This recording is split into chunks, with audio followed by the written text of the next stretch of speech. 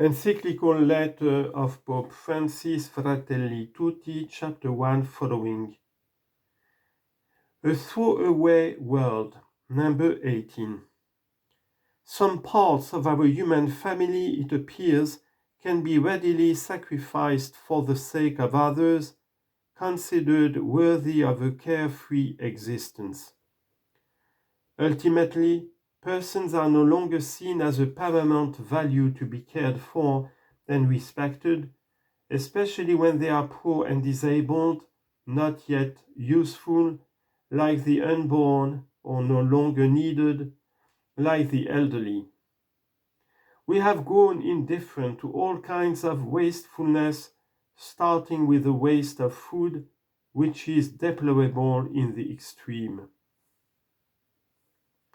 A decline in the birth rate, which leads to the aging of the population, together with the relegation of the elderly to a sad and lonely existence, is a subtle way of stating that it is all about us, that our individual concerns are the only thing that matters.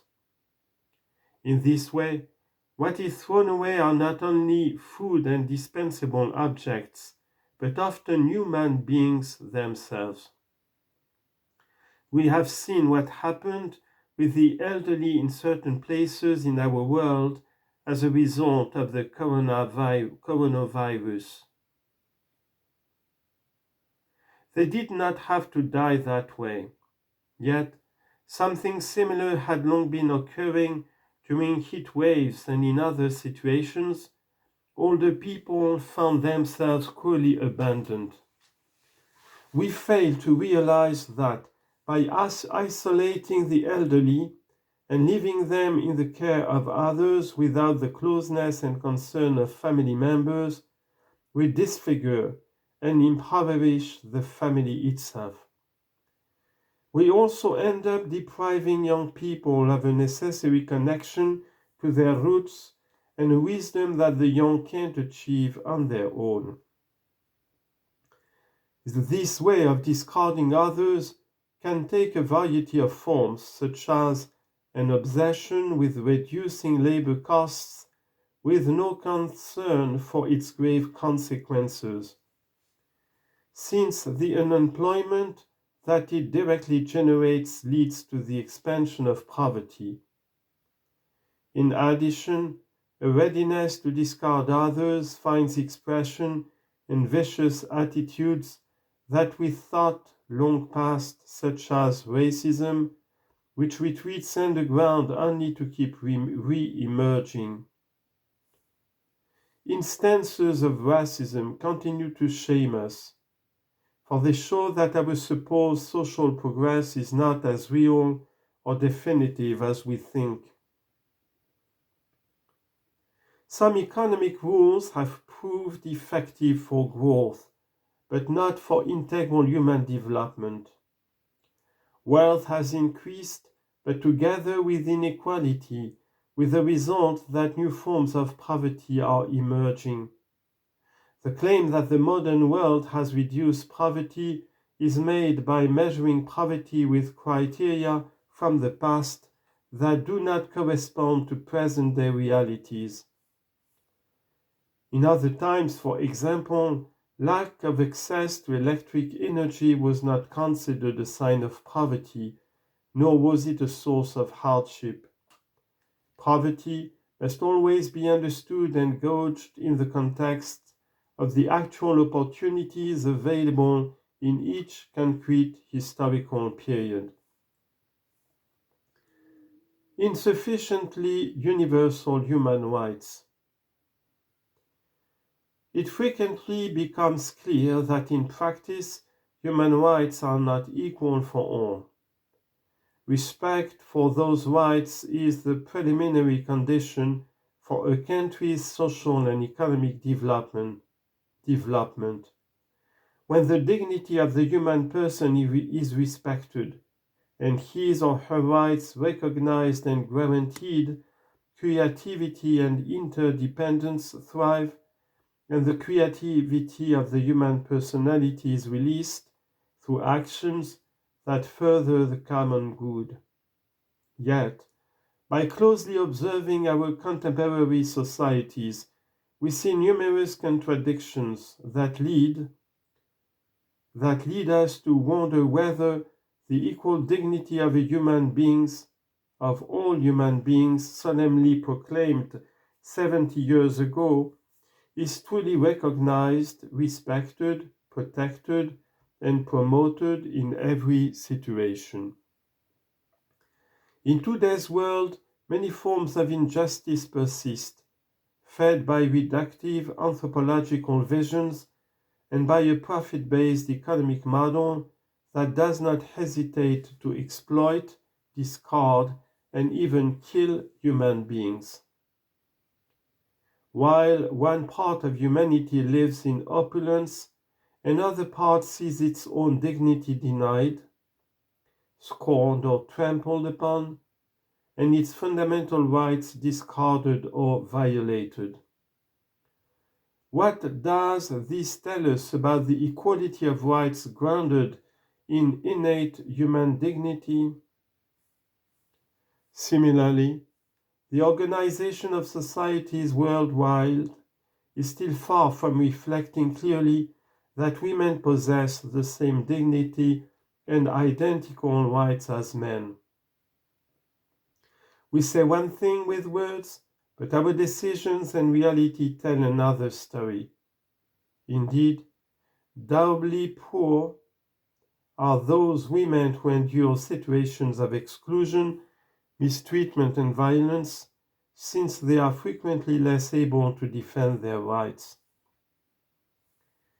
We should also recognize that even though the international community has adopted numerous agreements aimed at ending slavery in all its forms and has launched various strategies to combat this phenomenon, millions of people today, children, women, and men of all ages, are deprived of freedom and forced to live in conditions akin to slavery. Today, as in the past, slavery is rooted in a notion of the human person that allows him or her to be treated as an object. Whether by coercion or deception, or by physical or psychological duress, human persons created in the image and likeness of God are deprived of their freedom, sold and reduced to being the property of others. They are treated as means to an end. Criminal networks are skilled in using modern means of communication as a way of luring young men and women in various parts of the world. A perversion that exceeds all limits when it subjugates women and then forces them to abort. An abomination that goes to the length of kidnapping persons for the sake of selling their organs.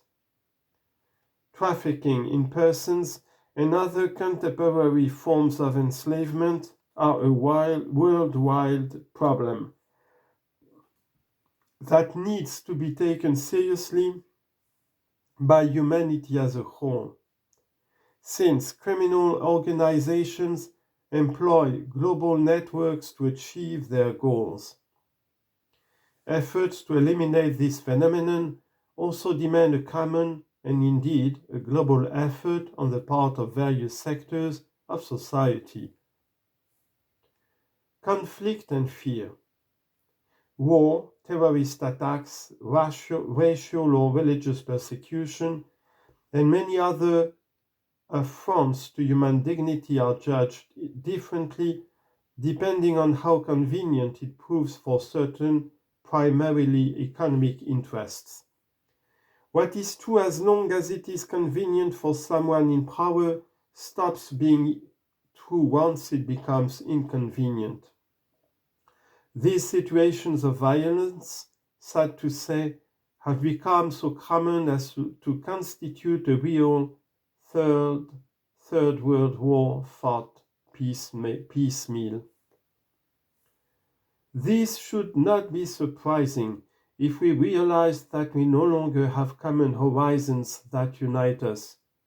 Indeed, the first victim of every war is the human family's innate vocation to fraternity.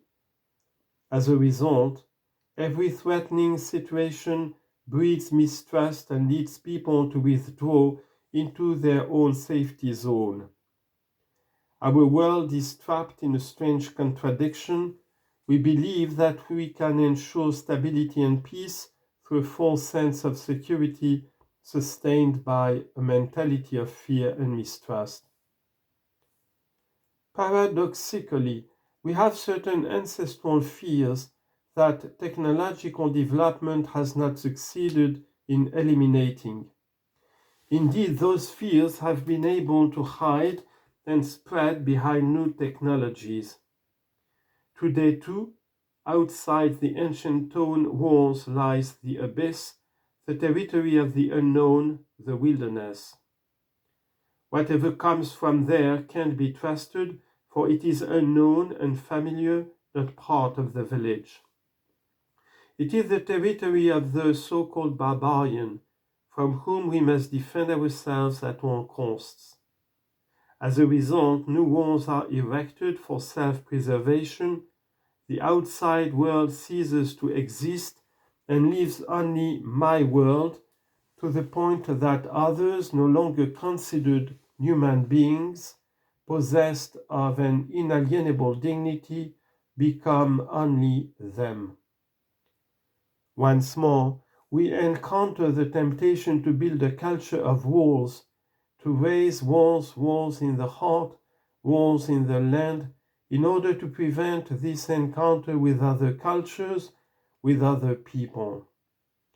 And those who raise walls will end up as slaves within the very walls they have built. They are left without horizons, for they lack this interchange with others. The loneliness, fear, and insecurity experienced by those who feel abandoned by the system creates a fertile terrain for various mafias. These flourish because they claim to be defenders of the forgotten, often by providing various forms of assistance even as they pursue their criminal interests. There also exists a typically mafioso pedagogy that, by appealing to a false communitarian mystic, creates bonds of dependency and fealty from which it is very difficult to break free.